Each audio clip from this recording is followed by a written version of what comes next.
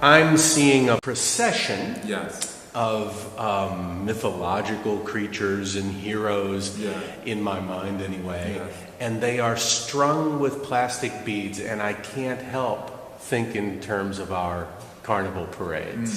Okay. How much of that is in your imagination? It wasn't in my imagination when I started working in this way. I would do these things, and people coming from America would look at the piece and say, but that reminds me of Mardi Gras. And 4 years ago, in 2010, I came here and I saw Mardi Gras beads hanging on telegraph wires, hanging from trees, discarded over many years. I thought, that's my work, you know, that's my work. Tell me your background. Okay. So born in Scotland, Guyanese father, English mother. I was born in Scotland only because my father was at art school there. He was a sculptor. And my mother was a painter. And so I left, from the age of 5 to 21, I lived in Guyana. And so all my work comes out of that.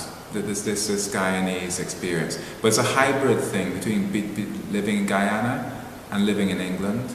You know, so Guyana, I suppose you could say, is the southerlymost part of the Caribbean, and I sit in the northerlymost part of the Caribbean. So I quite like the idea. I'm here, and the arc of my work stretches all the way around the Caribbean to back there. You know. And do you have some of the same traditions? I just don't know. Do you have carnival? Yes, we do, but it's not as intense as here. But there are things I remember as a child. They were masquerade bands. These are masked figures who would come around on Christmas Day.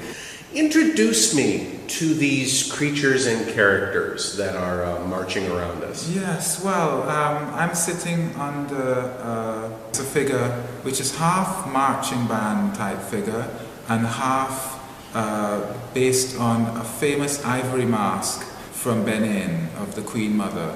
It's an iconic thing. It's almost like becomes a kind of a symbol of Africa and African historic creativity, shall we say, and complex issues of history. I've added Kalashnikovs to this, and that's playing with conceptions people have, cliches people have of, oh, Africa's dangerous, that kind of thing. But it's playing with those ideas, you know. It's because, of course, Africa is a continent, and one can't just simplify it into these simplistic descriptions. But anyways, it's about carnival. It's a carnivalesque thing. So it's world turns upside down, and you guys in New Orleans know all about that, you know. And once again, you've achieved such harmony because we are, unfortunately, plagued with gun violence.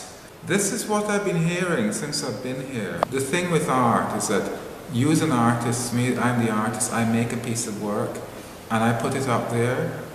I may have my ideas of what it is, but the audience brings their personal experience. And the kind of thing you hope is that their experience and my experience won't necessarily connect, but they'll bring something fresh. And at the end of the show, these things are glued to the wall. What happens? You scrape them all down? Scraped off and it's gone. So it lives as a memory in people's mind.